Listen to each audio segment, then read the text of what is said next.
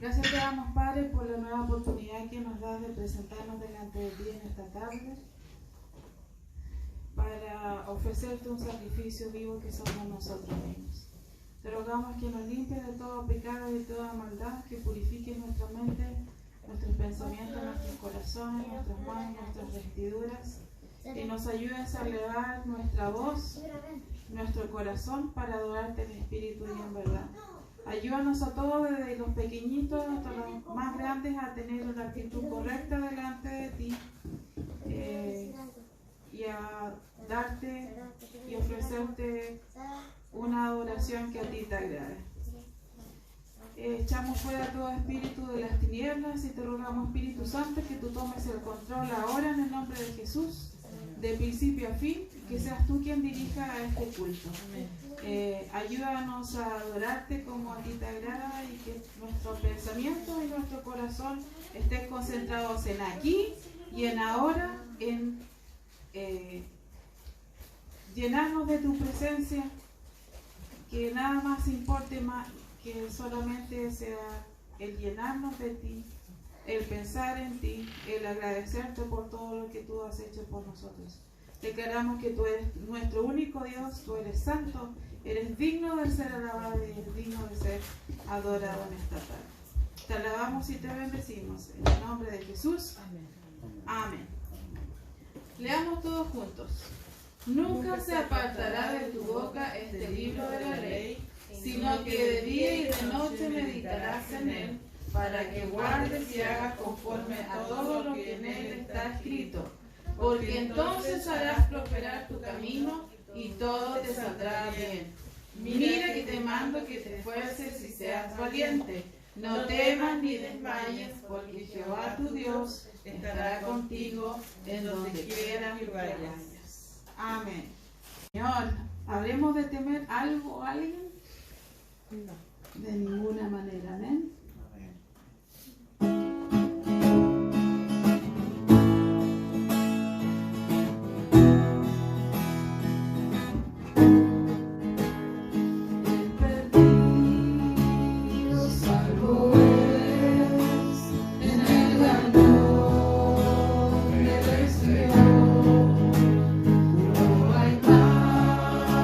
Congregación en el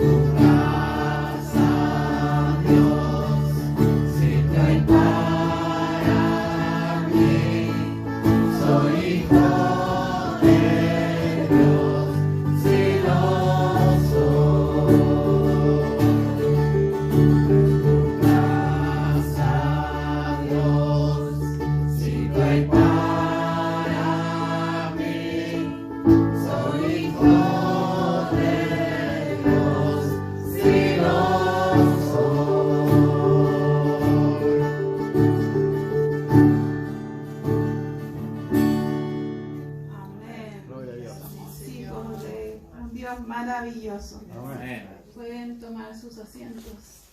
Antes bien, como está escrito, cosas que ojo no vio, ni oído oyó, ni han subido en corazón de hombre, son las que Dios nuestro Padre ha preparado para los que le aman. Amén.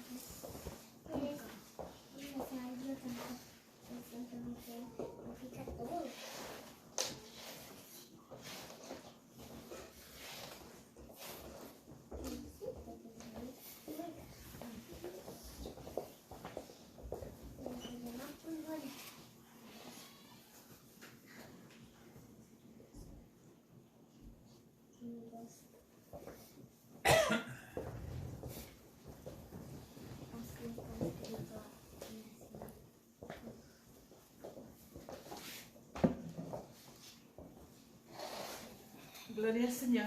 Qué hermoso es alabar su nombre. Amén. Amén. Amén.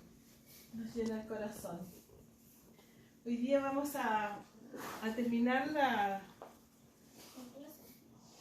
no sé cómo llamarlo, las enseñanzas que estábamos viendo respecto a la canción Estos son los días. ¿Recuerdan todos los días que hemos visto?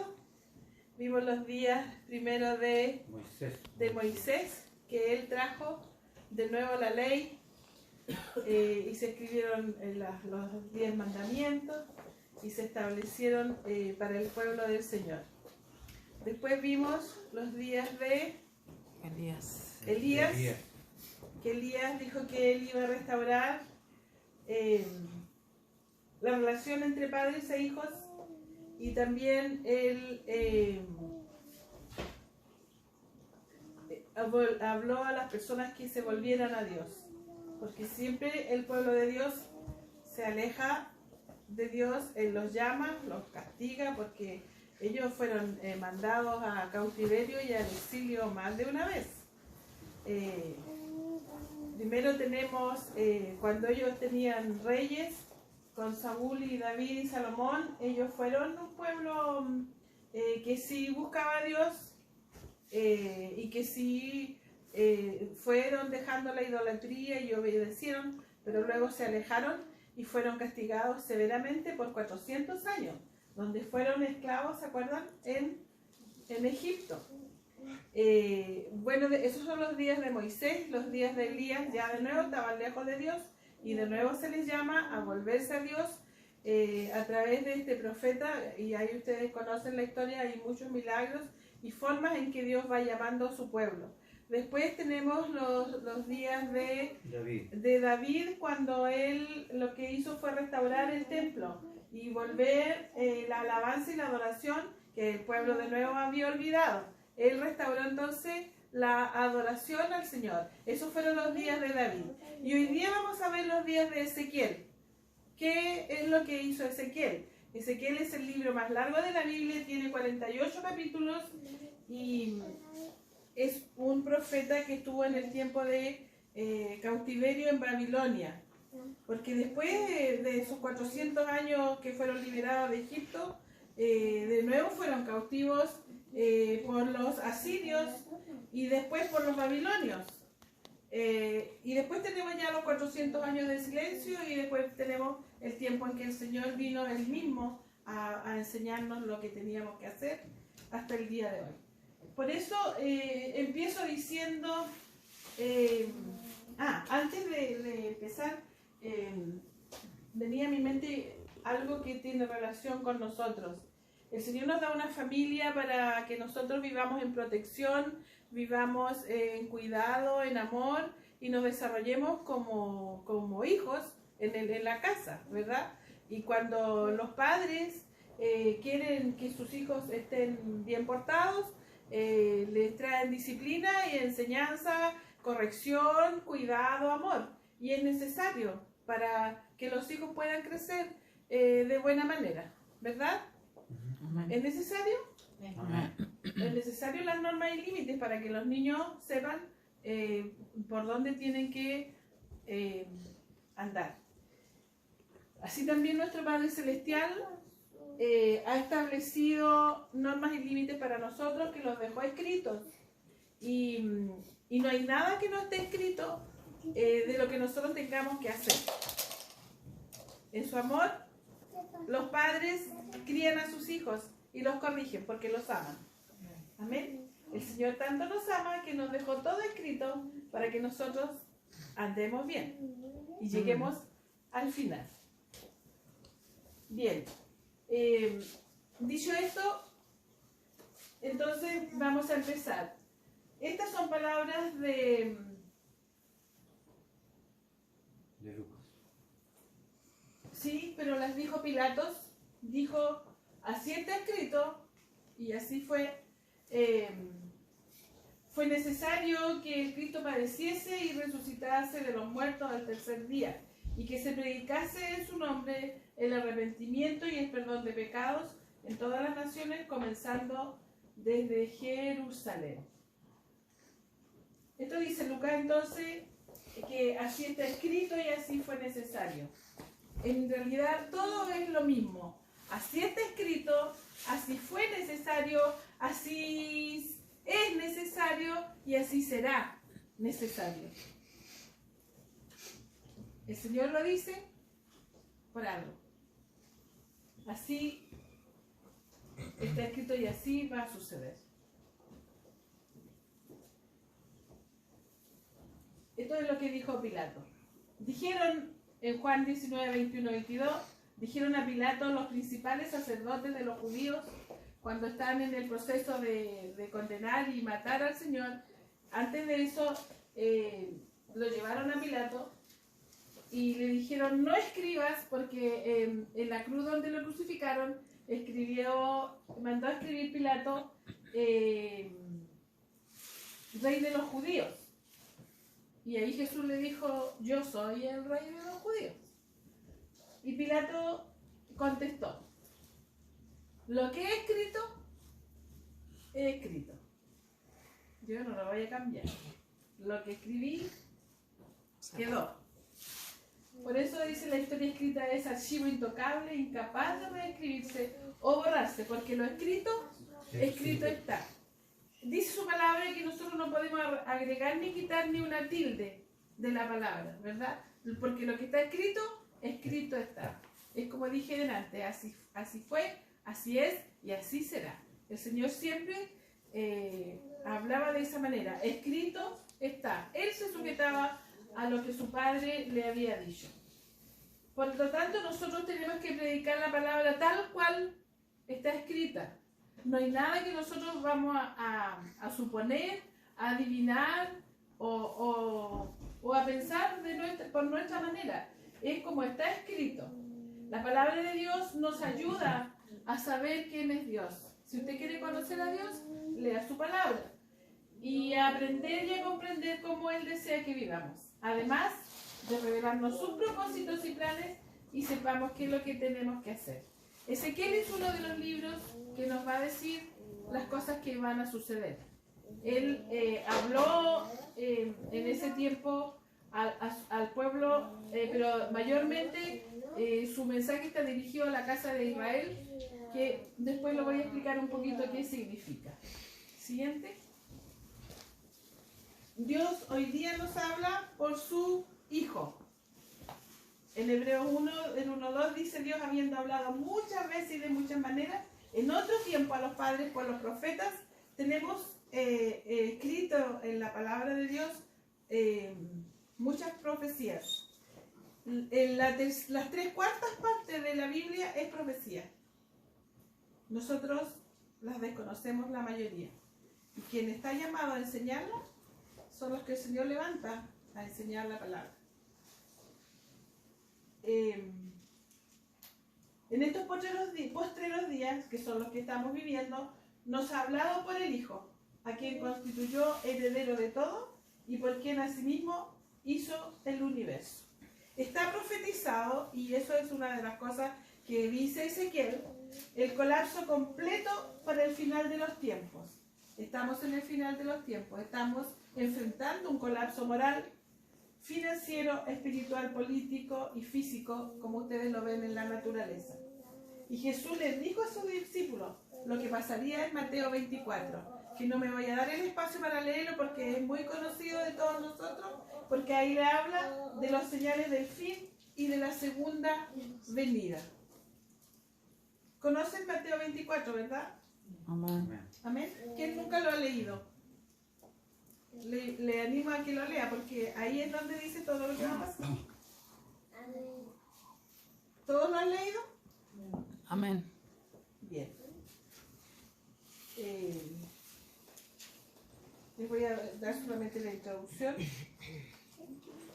Primero fue que Jesús dijo que el templo se iba a destruir. Cuando Jesús salió del templo y se iba, se acercaron sus discípulos para mostrarle los edificios del templo, respondiendo él les dijo, ¿veis todo esto? De cierto os digo que no quedará aquí piedra sobre piedra que no sea derribada. Y eso sucedió. Después continúa en el verso 3, dice, y estando él sentado en el monte de los olivos, los discípulos se le acercaron aparte, diciendo, dinos, ¿cuándo serán estas cosas? ¿Y qué señal habrá de tu venida y del fin del siglo? Respondiendo Jesús les dijo, mirad que nadie os engañe, porque vendrán muchos en mi nombre diciendo, yo soy el Cristo, y a muchos se engañarán, y oiréis de guerras y rumores de guerras. Mirad que no os turbéis, porque es necesario que todo esto acontezca, pero aún no es el fin.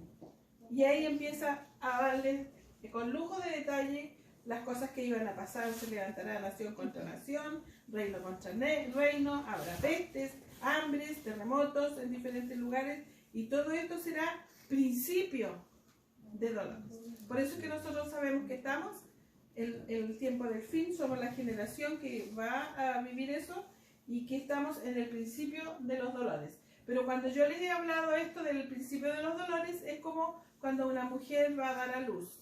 No paran hasta que el bebé nazca, ¿verdad? Si es principio de dolores, esto va a continuar hasta que se haga más difícil, peor. Y ahora quiero hablarles ya un poco de Ezequiel. ¿Por qué di toda esa introducción de que las cosas que están escritas se van a cumplir? Y porque es necesario que nosotros seamos sabios y entendidos en la palabra, porque tenemos que saber el tiempo que estamos viviendo. Así como yo dije que el padre enseña a sus hijos y les cuida, los disciplina, etcétera, Dios también con nosotros nos enseña todo y quiere que todos lo sepamos para que no erremos, porque nos ama. En el fondo es porque nos ama, no es porque nos amenace, porque quiere que vivamos una vida de atemorizado o algo así. No, es porque quiere que nosotros estemos tranquilos, porque Él cuida de sus hijos y porque para nosotros hay esperanza. Para nosotros hay un especial cuidado porque somos su especial tesoro. No es para producir otra cosa más que nosotros seamos fieles hasta el fin. ¿Se entiende eso? Sí. Esa es nuestra esperanza viva, que el Señor viene por nosotros. Ezequiel era un profeta y sacerdote que venía de una familia sacerdotal importante. Los sacerdotes, las familias sacerdotales eran gente importante, eran gente muy educada. Este era un joven hebreo llamado a los 30 años. Cuando digo llamado es porque él tenía 30 años cuando el Señor le dijo, tú vas a ser mi profeta, mi voz. Fue llevado cautivo a Babilonia y él alcanzó a estar ahí cautivo 22 años. Cuando fueron llevados a cautivo los egipcios, los israelitas, acuérdense, les dije, primero fue el cautiverio en Egipto de los 400 años, después se portaron bien un tiempo en el tiempo de los reyes, pero después vino la división de Israel en el reino del norte y el reino del sur. Este era el que estaba viviendo en Jerusalén, era Judá, que pertenecía al reino del sur. Y aquí, en el tiempo de Nabucodonosor, se los llevaron cautivos. Antes habían estado cautivos por los asirios. Y en esta oportunidad, el cautiverio duró 70 años. ¿Qué significa cautivos? Sacados de su lugar y llevados a otro, con otras costumbres, con otra gente, etc. Esa era la manera en que Dios los castigaba a ellos. Como esclavos. Sí. El mensaje era para la casa de Israel y es lo que quiero que veamos en Ezequiel 3:1.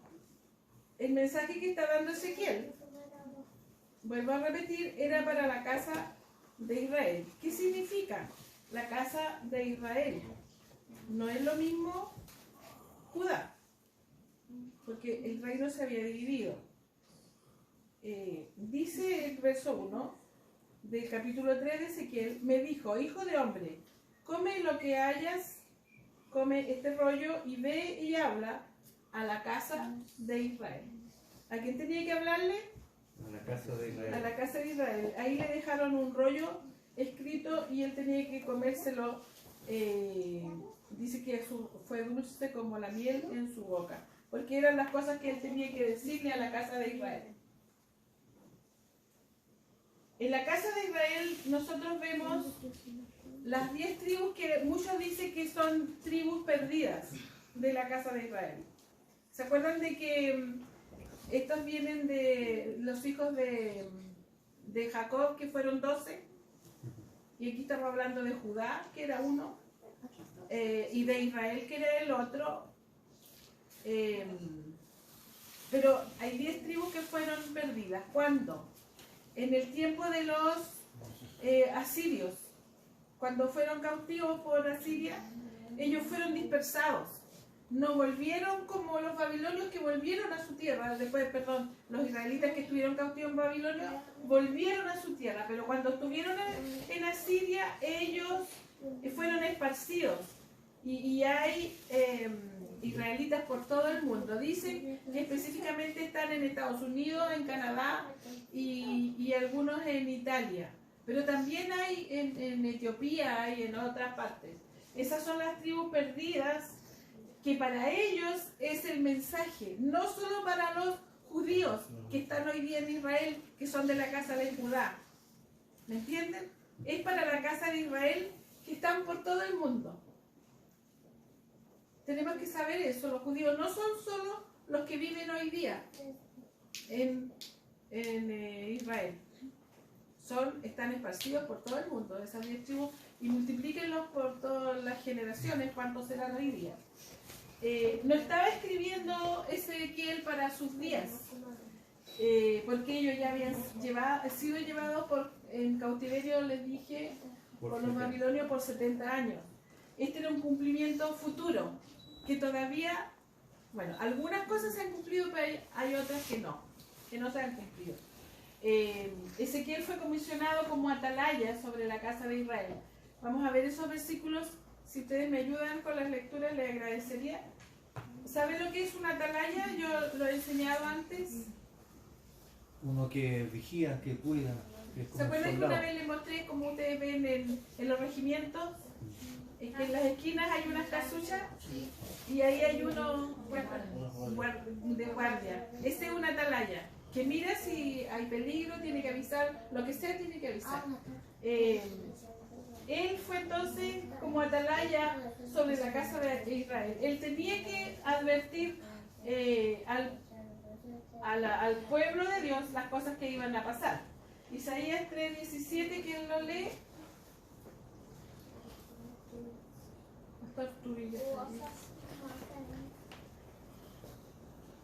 Hijo de hombre, yo te he puesto por atalaya a la casa de Israel. Oirás pues tú la palabra de mi boca y los amonestarás de mi parte.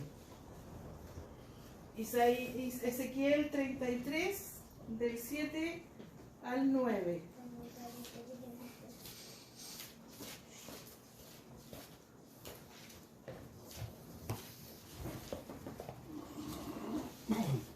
¿Lo tiene? Si lo tiene, dígame amén y lean. Amén. ¿Ya? A ti pues, hijo de hombre, te he puesto por atalaya la casa de Israel, y oirás la palabra de mi boca, y los amonestarás de mi parte. Cuando yo dijera al impío, impío, de cierto morirás, si tú no hablares para que se guarde el impío de su camino, el impío morirá por su pecado, pero su sangre yo la demandaré de tu mano.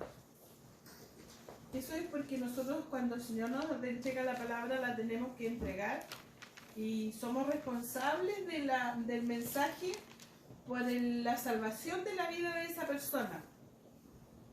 Si nosotros no lo entregamos, dice ahí que demandará de nosotros la sangre, o sea, la vida de esa persona. Por eso usted, cuando tenga que hablar, hable y se hace ya, ¿cómo se puede decir? Ya no es responsable si esa persona lo toma o lo deja, es cuestión de la persona, pero nosotros somos llamados a entregar el mensaje. Eso es lo que le está diciendo en palabras nuestras. Repetidamente Ezequiel decía, esto es lo que el Señor soberano dice. Qué bonito de la manera como Él lo entregaba. Esto es lo que el Señor soberano dice. Le fueron dadas señales de los juicios de Dios sobre ellos por su rebeldía. Y en Ezequiel 4, versos 2 y 3, si lo puede leer, habla de la destrucción de Jerusalén, que eso sí ya sucedió. Y pondrás contra ella sitio, y edificarás contra ella fortaleza, y sacarás contra ella baluarte, y pondrás delante de ella campamento, y colocarás contra ella arietes alrededor. Tómate también una plancha de hierro, y ponle el lugar de muro de hierro entre ti y la ciudad. Afirmarás luego tu rostro contra ella, y será el lugar de cerco, y la sitiarás. Es señal a la casa de Israel.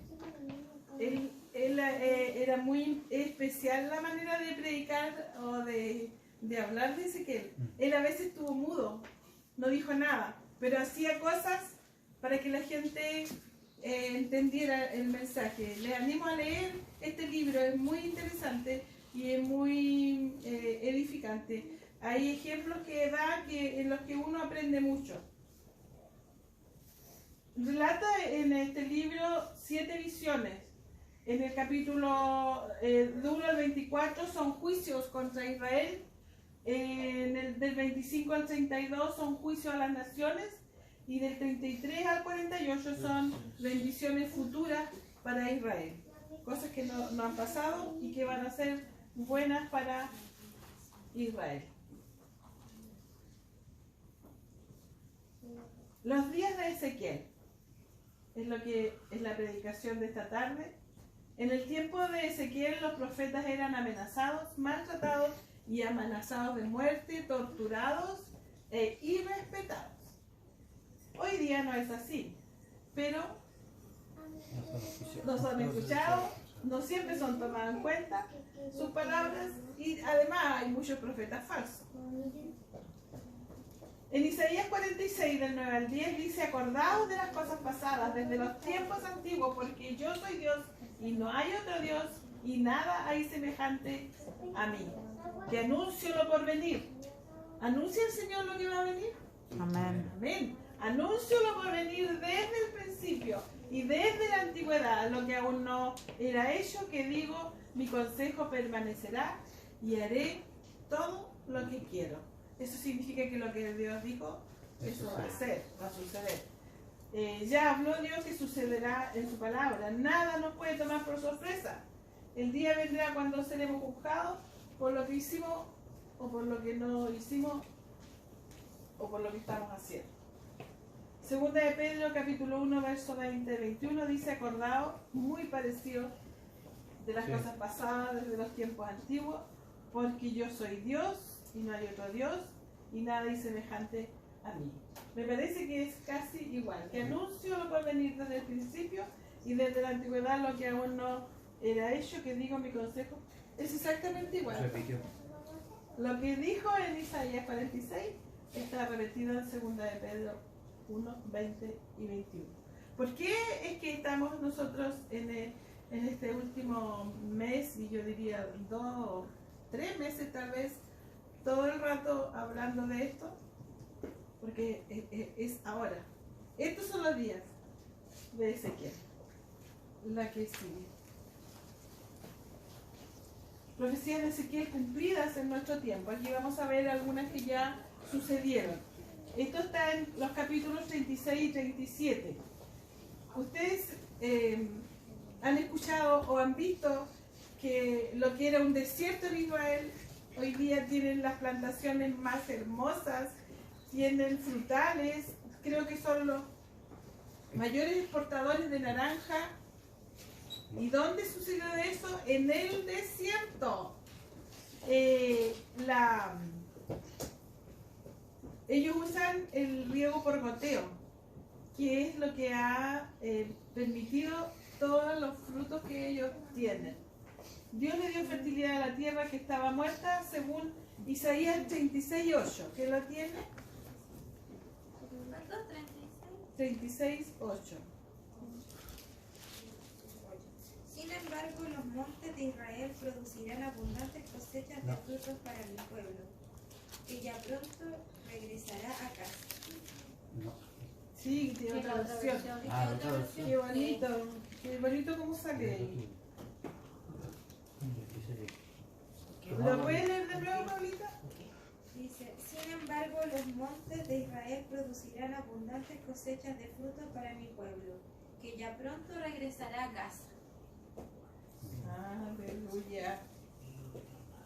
¿Quién hizo esto? Lo hizo Dios.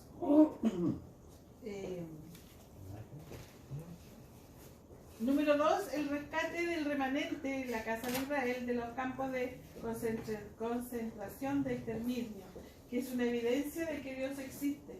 Los judíos existen.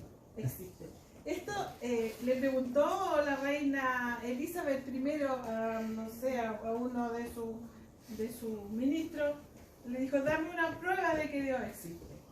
Y esta persona le dijo, los judíos existen. Es una prueba evidente porque es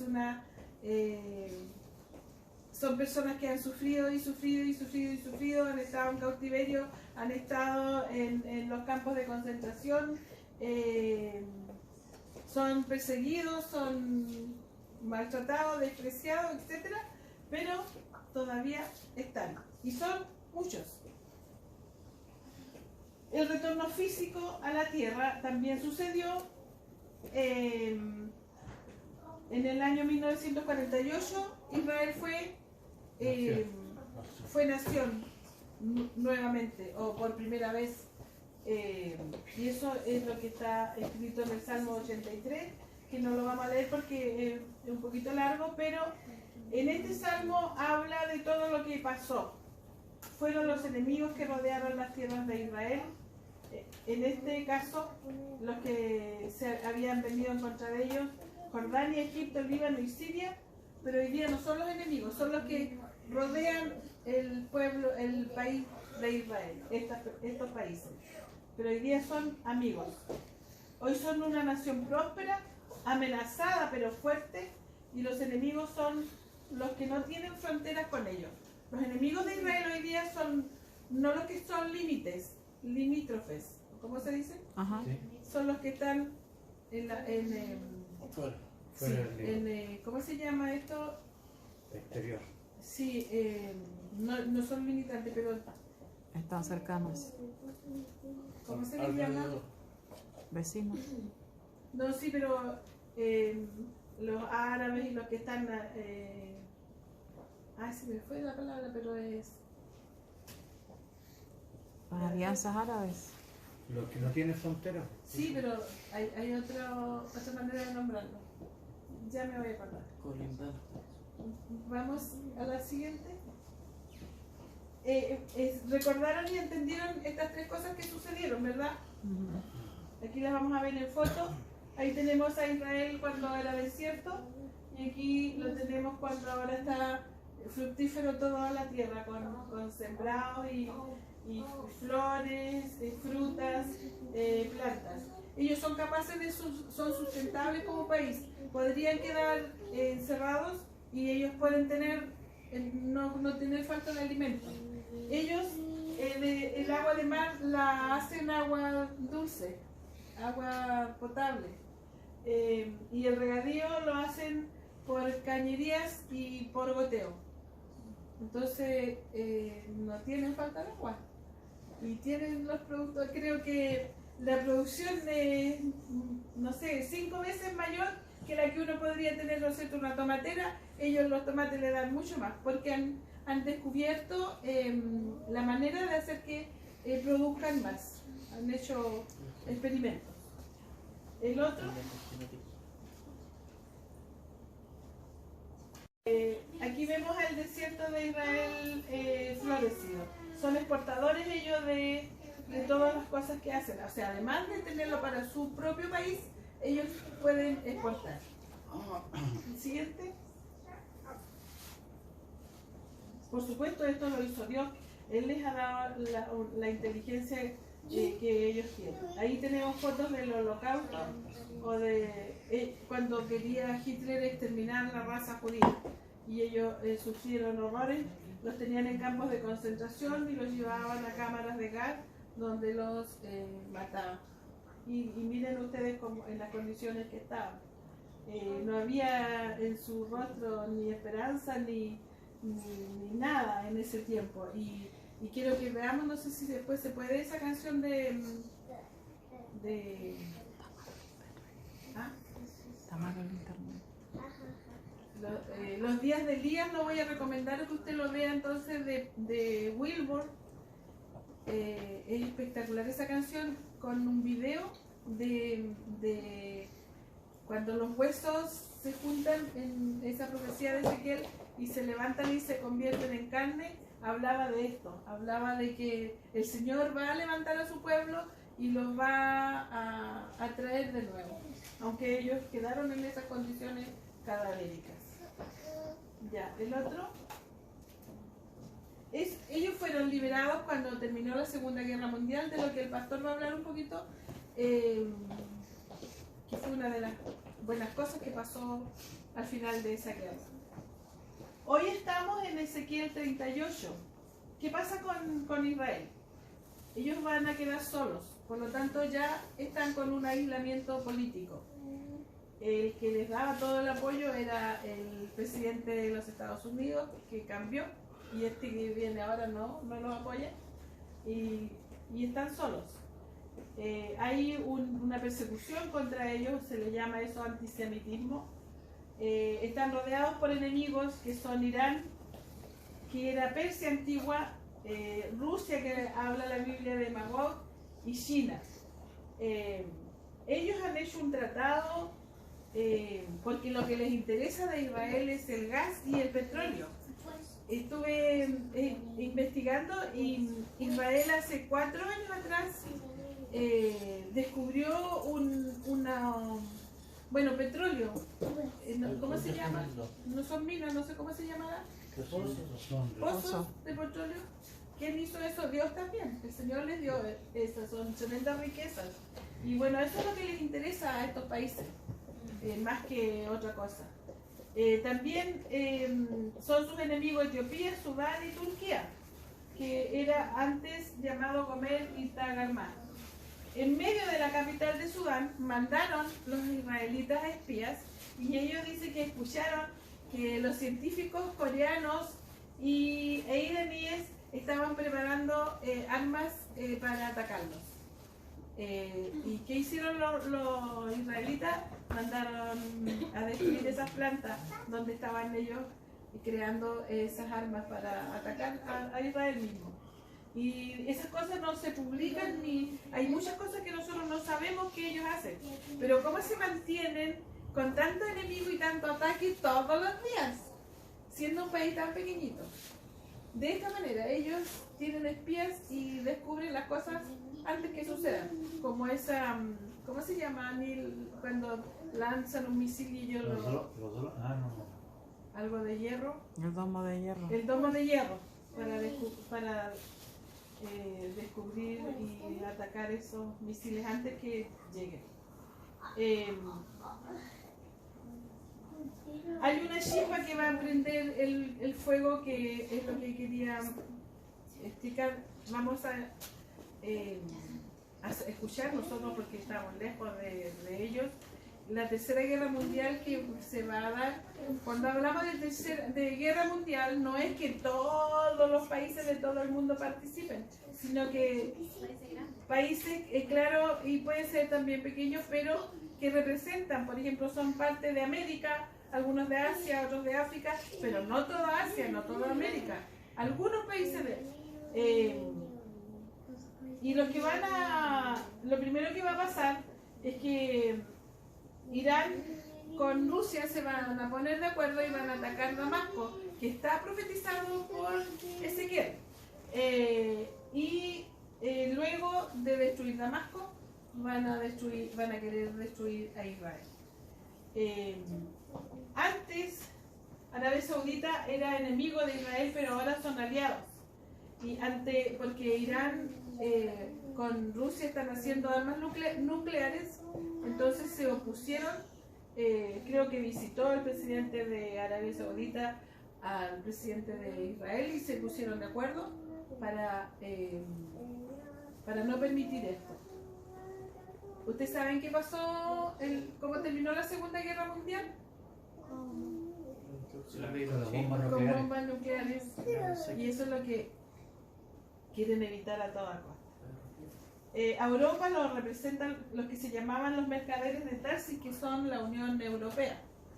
Conversábamos con el pastor ayer, que nosotros nos falta mucho conocimiento, que la bandera de la Unión Europea tiene 12 estrellas, es azul con estrellas doradas, pero ellos van a quedar 10, ¿cierto? Porque hay 2 que se van a salir.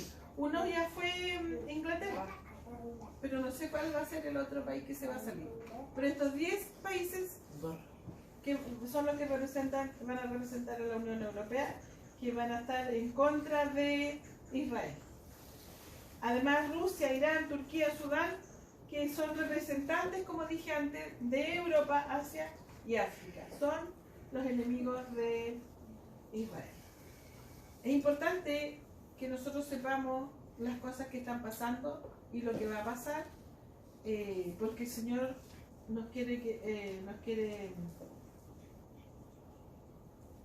nos da el conocimiento y toda la profecía para que nosotros sepamos todas las cosas.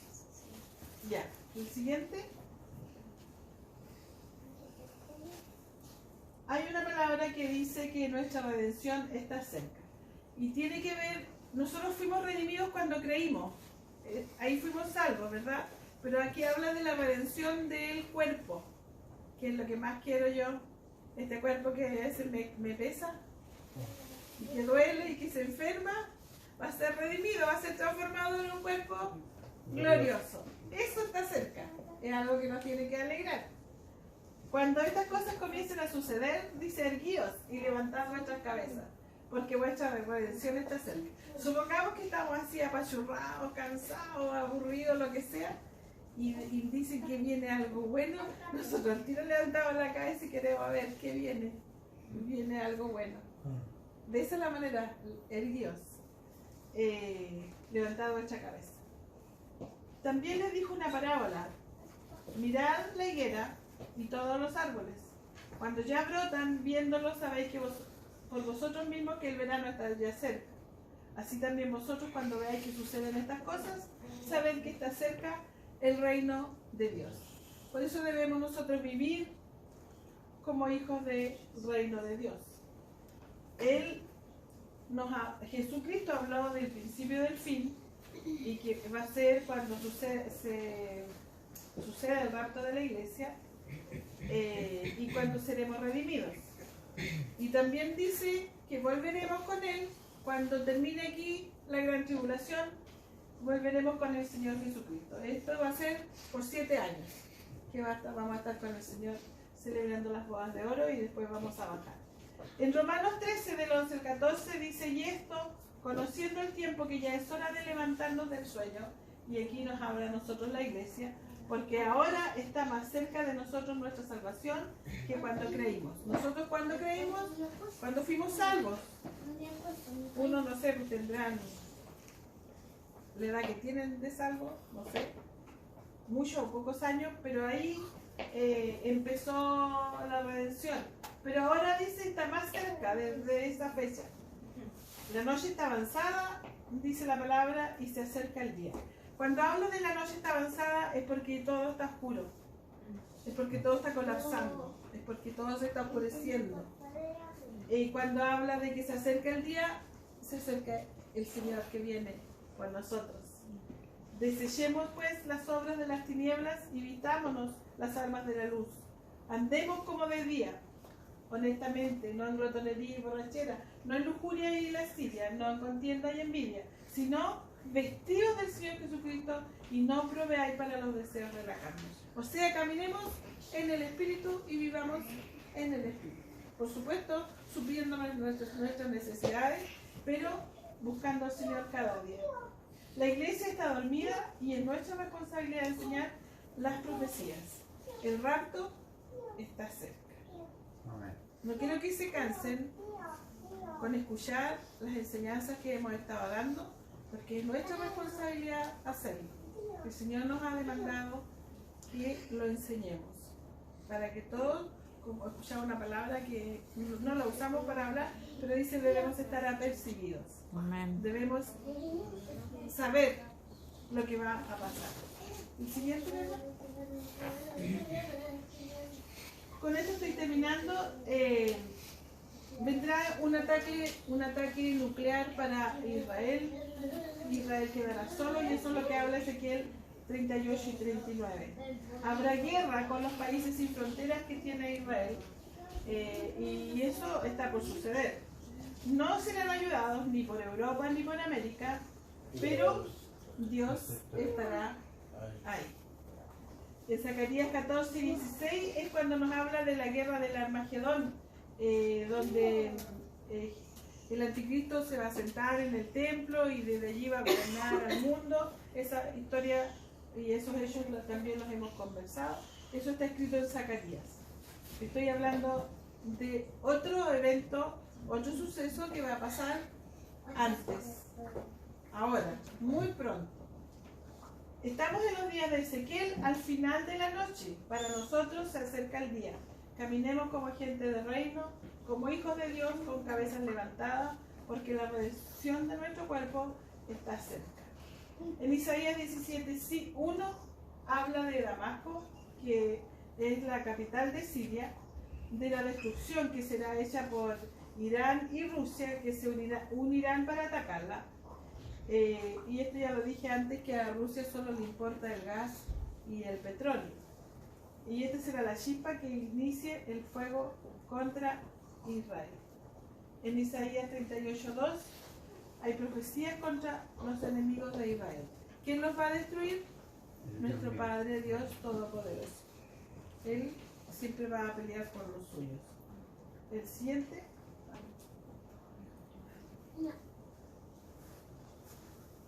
Ya, ahora dejo al pastor porque o sí o no. Sí. Ok.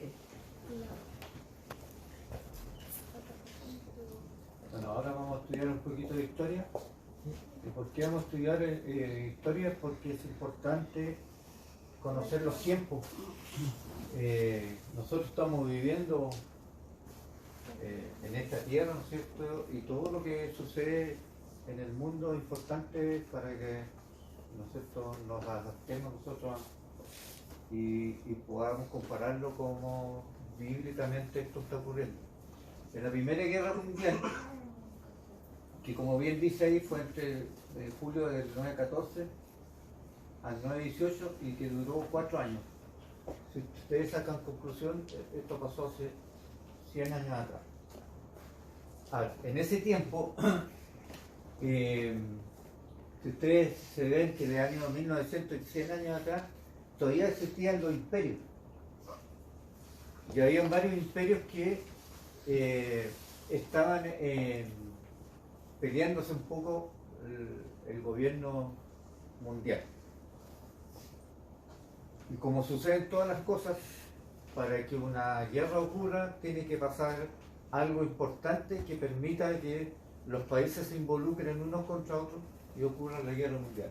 Aquí la causa es el asesinato del archiduque de Austria, que era heredero de la corona austrohúngaro. Y esto permitió que se produjera la guerra. Ahora, cuando habla de la corona austrohúngaro, esto es un imperio.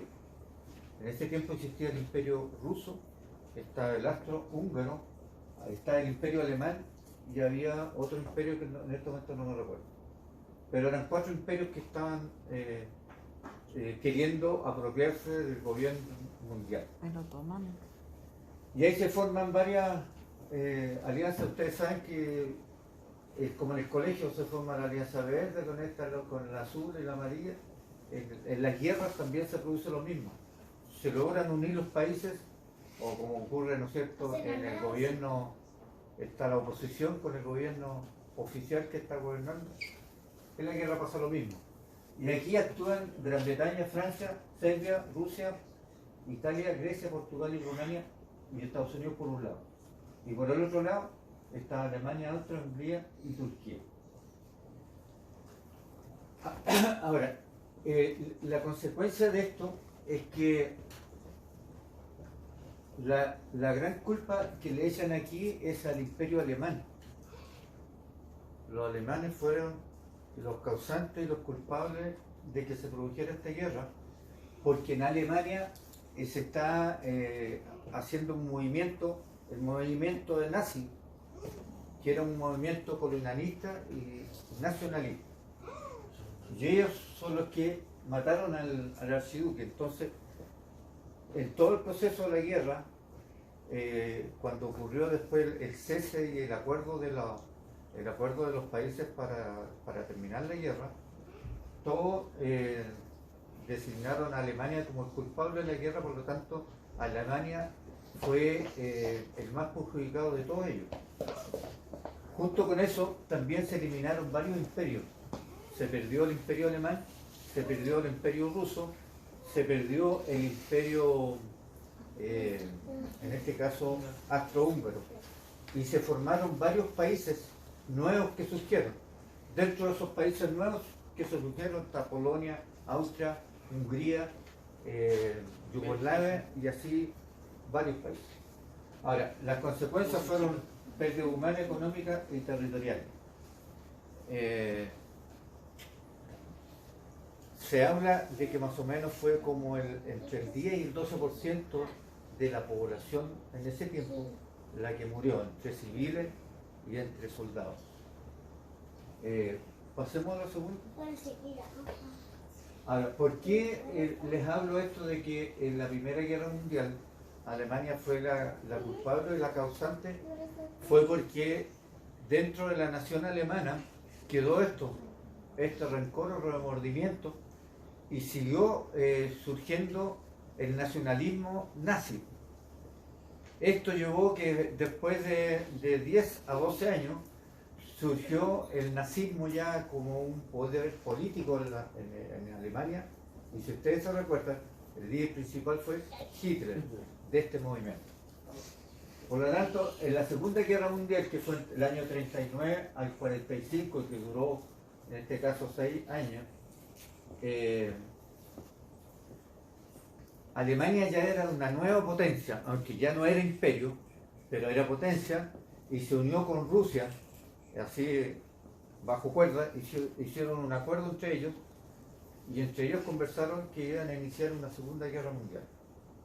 Y por lo tanto se repartieron, es como que entre ellos dijeron ya, tú vas a tocar esto y tú vas a tocar esto otro, no te metas tú en lo que yo voy a gobernar.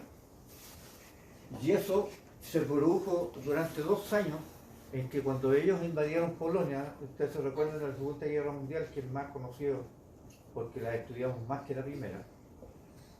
Cuando ocurrió esto, durante 2 años pasó piola este acuerdo, no hubo mayor problema. Pero en ese tiempo Alemania fue más poderosa que Rusia. Por lo tanto, la ambición que tuvo Hitler fue que al cabo de los 2 años quiso conquistar Rusia. En ese tiempo las uniones eran Inglaterra, Francia y la Unión Soviética, y los contrarios eran Alemania, Italia y Japón. Ahora, durante 2 años solamente apareció Alemania, y durante 2 años entre los aliados estaba Inglaterra, Francia.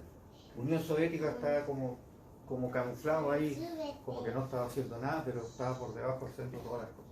¿Aliados de quién? No entiendo eso. Aliados de Inglaterra, Francia y Unión Soviética, contra Alemania. Claro, no, claro.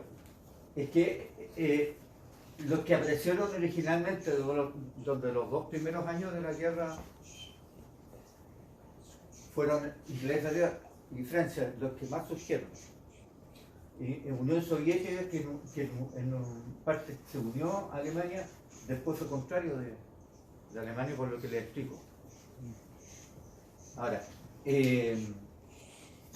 después de los 2 años cambian los poderes y cambian las alianzas, y ustedes se recuerdan de que Estados Unidos, que era neutral, que ellos estaban observando la guerra, ellos entran a la guerra.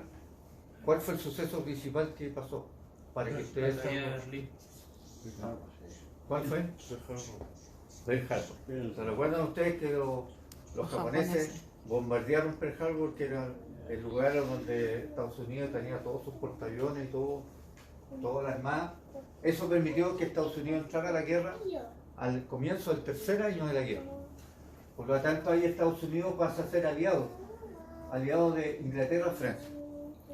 Y también se le une a Unión Soviética, que, ¿no es cierto?, rompe el pacto de Hitler y solamente Alemania queda con Italia y Japón. En esta guerra, que ustedes conocen bastante, ¿no es cierto?, se reduce el 2,5% de las vidas humanas.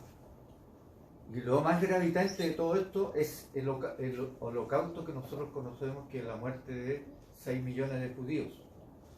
Y que en ese tiempo, por lo que la pastora ha estado predicando, el pueblo judío no se nombraba por ninguna parte. No se conocía el pueblo, Israel, no se conocía Israel, no se conocía nada. El pueblo de Dios estaba totalmente desaparecido. No se hacía mención en ninguna parte. Pero aquí en esta Segunda Guerra Mundial resurge el pueblo judío por el holocausto. Y Dios lo permite por algo bien esencial. Cuando termina la guerra, que la guerra la termina Estados Unidos cuando manda las 2 bombas atómicas contra Hiroshima y Nagasaki, y se termina la guerra mundial, y Japón se rinde, y se rinde Alemania y todo, fue el año 1945. Pero si ustedes se recuerdan, ¿cuándo nace la nación de Israel? 1948. En 1948. En un proceso de 3 años, milagrosamente, después que se produce el holocausto de la nación judía, nace el Estado judío. O sea, a consecuencia de la guerra mundial, cuando se forma la organización, la ONU, que es la Organización de las Naciones Unidas, todas estas naciones determinan entregarle al pueblo judío como compensación del holocausto, le entregan Palestina. Le dicen ya, ustedes que sufrieron tanto, ahí tienen Palestina. Y nace la nación judía a consecuencia de la Segunda Guerra Mundial. Eso fue la Guerra Fría, igual.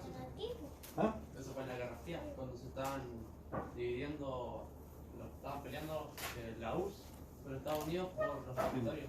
Claro. Como toda guerra, ustedes saben que los triunfadores, ¿qué es lo que hacen? Se reparten los territorios. Y se le llama Guerra Fría porque tenían miedo a las bombas nucleares. Exactamente. No hubo ninguna acción. Claro.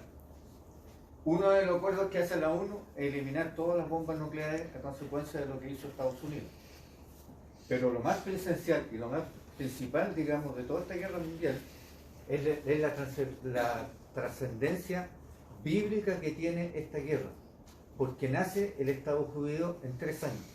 Es una profecía que había, ¿no? De que no se creía que los judíos iban a volver a su tierra porque estaban diseminados por todo el mundo. Exacto. Es que es una parte de la profecía de Ezequiel que todavía no se cumple. Porque los que volvieron a formar la nación de Israel fue el Estado de Judá, que era el reino del sur, que era el reino de Judá, en este caso, y el reino de José, o sea, las 2 tribus, Judá y José. Esos son los que están hoy día en la nación de Israel. Pero faltan las otras 10 tribus que tienen que volver. Entonces, por eso es esencial la Segunda Guerra Mundial. Por eso. Porque el pueblo judío nace. Ahora, también es esencial, y ustedes deben recordar, la Guerra de los 6 días. ¿Se recuerdan ustedes la Guerra de los 6 días? ¿No es cierto? La Guerra de los 6 días ocurre cuando todos estos países que nombró la pastora, que estaban, ¿no es cierto?, que eran los pueblos árabes, que estaban rodeando las fronteras de Israel, quisieron echar a los de Israel. Y Dios, milagrosamente, en 6 días, ¿no es cierto?, con una diferencia de 1 a 10 militarmente, sobrenaturalmente, el pueblo de Israel le gana a estos pueblos árabes, y lo que hace esta guerra es que los que están alrededor pasan a ser amigos de ellos. En este caso Jordania, el Líbano, Siria y Egipto. Y ahí ellos acuerdan en esa guerra, acuerdan aliarse y no dañarse nunca más. Entonces, que haya una guerra, esos cuatro ciudades, o sea, 4 países que están colindando a Israel, no van a actuar. Entonces, hoy día los que están atacando son los que están fuera del radio, digamos, cercano a Israel. Por eso es importante. Ahora, ¿qué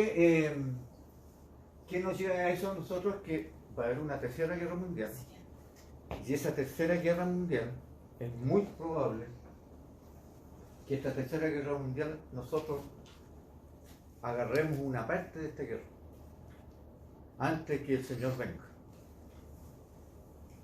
Porque dice la Escritura que esta tercera guerra mundial no es el Armagedón que va a ocurrir en la gran tribulación, sino que esta guerra mundial va a ser el inicio para que algo ocurra, para que aparezca el anticristo, ¿no es cierto? Y el anticristo va a ofrecer, ¿qué va a ofrecer?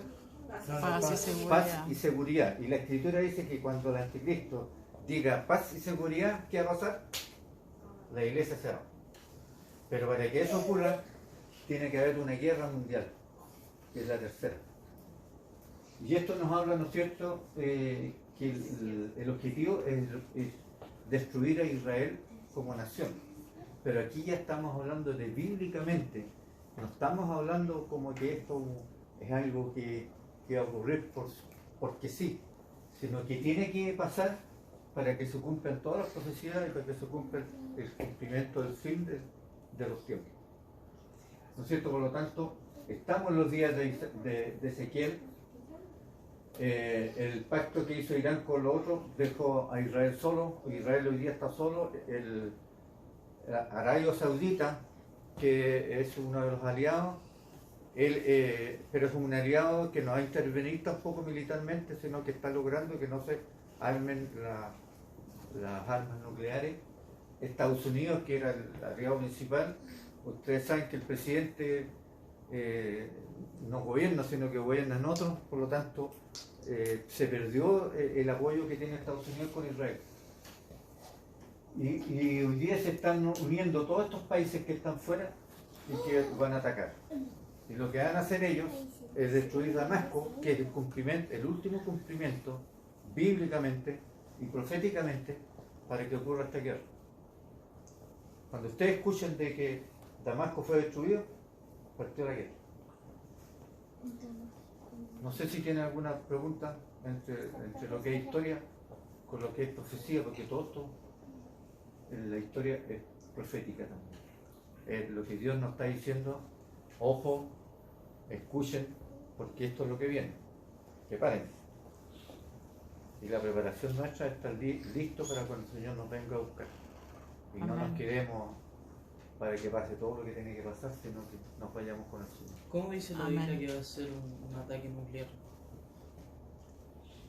No, la Biblia dice que el mundo será destruido con fuego, no dice un ataque nuclear. Se piensa. Específicamente puede ser meteorito, puede ser volcanes, puede ser todo lo que sea fuego. Pero no habla de armas nucleares. Es probable que pudiera ocurrir eso, pero es por fuego. Eso es lo que dice la Biblia. No va a ser destruido por agua como fue antiguo, pero sí va a ser destruido por fuego. Quizá ¿Sí? la Tierra, quizá el Sol puede hacer eso. El Sol También puede ser. Ustedes saben de que la Tierra. sí, el calentamiento global que está produciendo todos los deshielos y todos los cambios climáticos que están ocurriendo es porque la temperatura está subiendo entre 1 y 2 grados. Pero supónganlo ustedes que suba 4 o 5 grados. ¿Qué pasaría? Se destruiría todo. 2 grados que han sonado. Porque en este momento dicen que ya ha subido 2 grados, pero puede llegar a 4 grados. Y ya queda el hecatombe. El arrebatamiento, que es importante, ¿cuándo va a pasar? Antes de No, el arrebatamiento pasa antes de la tribulación y la gran tribulación, que son los 7 años que vienen. Claro. Pero algunos historiadores dicen que antes que ocurra eso hay una tercera guerra mundial. Ahora, esa tercera guerra mundial no se sabe si la iglesia la pasa o no la pasa. Porque para eso, para que ocurra el cumplimiento en que aparezca el anticristo y él ofrezca paz y seguridad y una a todo el mundo, tiene que haber una guerra. Entonces, es probable que nosotros estemos en el inicio de esa guerra, pero no durante toda esa guerra. Y ahí la iglesia se fue. Ahora, algunos historiadores y muchos hablan de que un año más la iglesia se va. Nosotros no vamos a ser marcados. No. Tampoco nosotros vamos a recibir la marca de la bestia, que eso también es una profecía que ustedes están viendo que se está cumpliendo, porque hoy día usted va al supermercado, pone la frente, pone esta cuestión, marca. Está marcado, ¿no? Si no, no lo dejan entrar. Eso es la temperatura. Pero Bueno, pero es el ensayo. Es un ensayo que el anticristo está haciendo. Después ya te van a poner un chip. No sé qué te irán a poner. Para comprar y vender. Para comprar y vender. Pero en el caso nuestro, que la mayoría no nos hemos vacunado, si yo quiero ir a comer a un local, no puedo ir a comer. Me dejan fuera. No me dejan entrar. ¿Qué es el anticristo? El anticristo es el contrario a Cristo. Si tú eres bueno, el anticristo es el mal. El copión malo. El copión, claro. ¿Entiendes o no? No entendió nada. Es lo contrario de Jesús hace lo bueno, el anticristo hace todo lo malo. Eso. En una guerra mundial, también, aunque no se participe, también se ve afectado todo el mundo, por eso se llama mundial.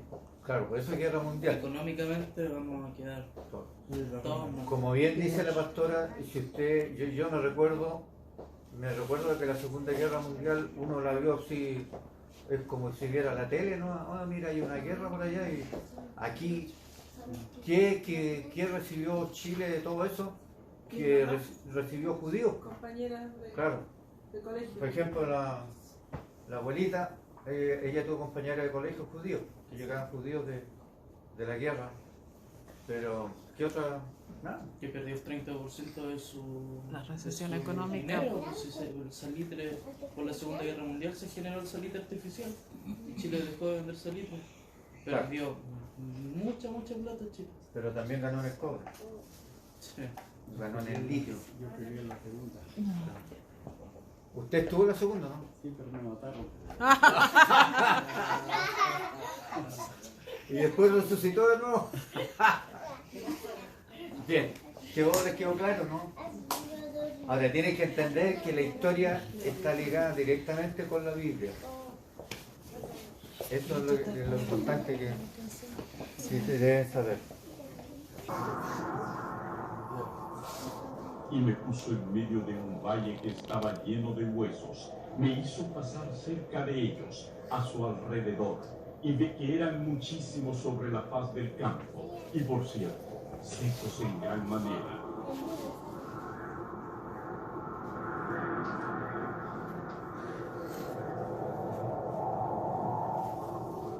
Y me dijo, hijo de hombre, ¿vivirán estos huesos? Yo le respondí, Señor, Dios, tú lo sabes.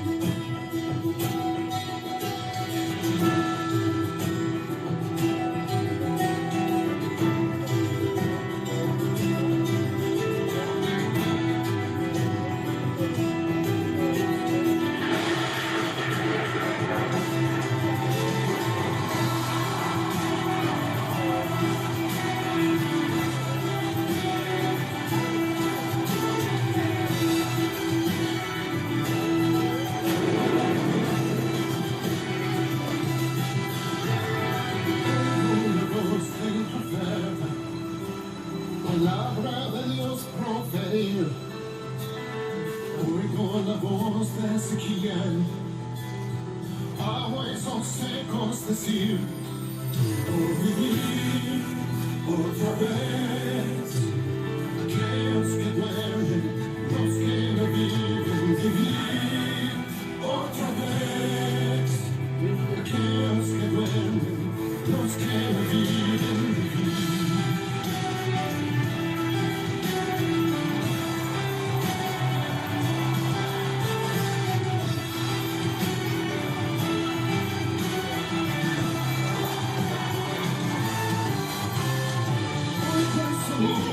De tropas se listan para batallar, luego a Judá reunirse, su alma ya solo a labrar, o vivir otra vez.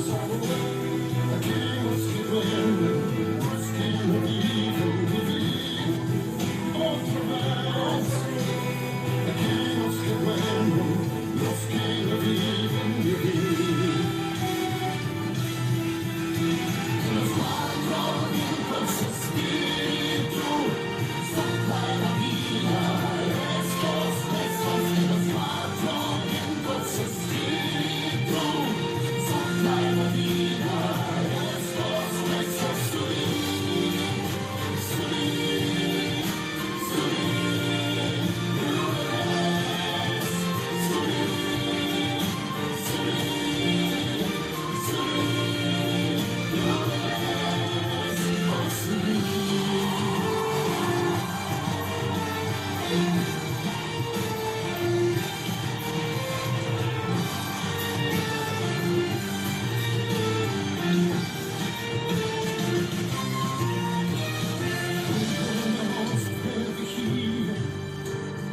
desde su torre anunciar, despertar al resto de Sion, a todo Israel salvación, vivir otra vez.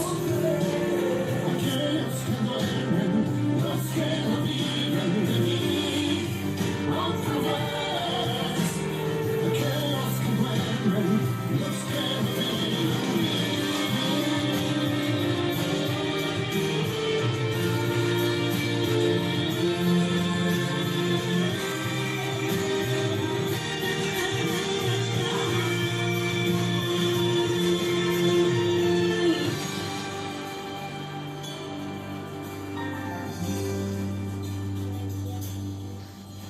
Reúne las tropas, reúne las tropas, reúne las tropas, de la tierra saldrán.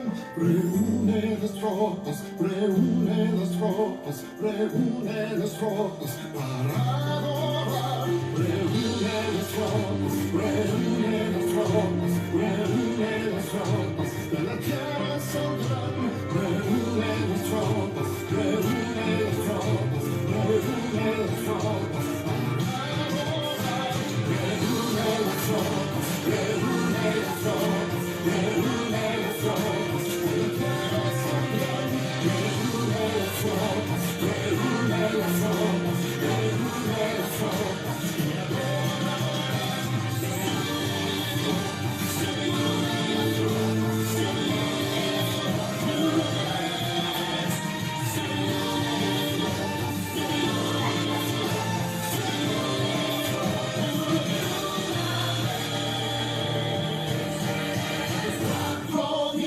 Espíritu, sopla en la vida. Estos huesos de los cuatro vientos, Espíritu, sopla en la vida. Estos huesos de los cuatro vientos, Espíritu, sopla en la vida. Estos huesos de los cuatro vientos, Espíritu, sopla en la vida. Estos huesos subir, subir, subir.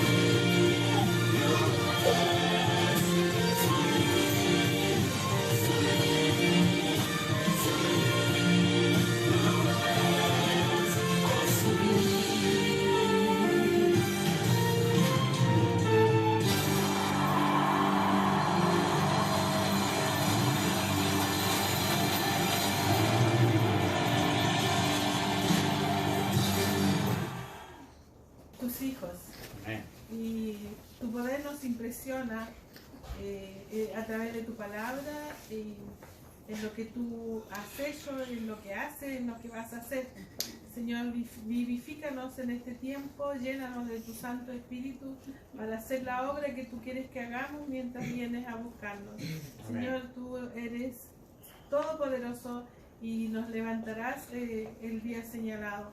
Gracias por eso, Señor, gracias porque podemos estar atentos, erguir nuestras cabezas y estar preparándonos para este rapto que tú harás con tu iglesia, Señor, antes que se desate lo peor en este mundo. Gracias, Padre, por tu gran amor, gracias por tu cuidado, gracias por tu revelación a través de tu palabra, gracias, Señor, porque nos enseñas las cosas con lujo de detalle para que nosotros estemos apercibidos y estemos, Señor, informados de todo lo que va a suceder. Amén. Somos partícipes, Señor, de todas estas cosas y nos alegra ser tus hijos, nos alegra estar en este tiempo espectacular donde nosotros podremos ser transformados en un cuerpo glorioso y nuestro cuerpo será redimido y será, Señor, maravilloso. Gracias por eso, gracias por tu iglesia, así como tú cuidas de tu pueblo, Señor, cuidas de la casa de Israel, cuidas también de la iglesia que has formado desde que tú, Señor, viniste a la tierra, viviste y nos enseñaste el camino y resucitaste y volverás por nosotros. Amén. Ahora, Señor, al compartir la Santa Cena, podremos también ser partícipes de lo que fue ese sacrificio, de lo que significa la salvación y de lo que significa estar esperando por ti. Muchas gracias, Señor. En el nombre de Jesús. Amén. Amén.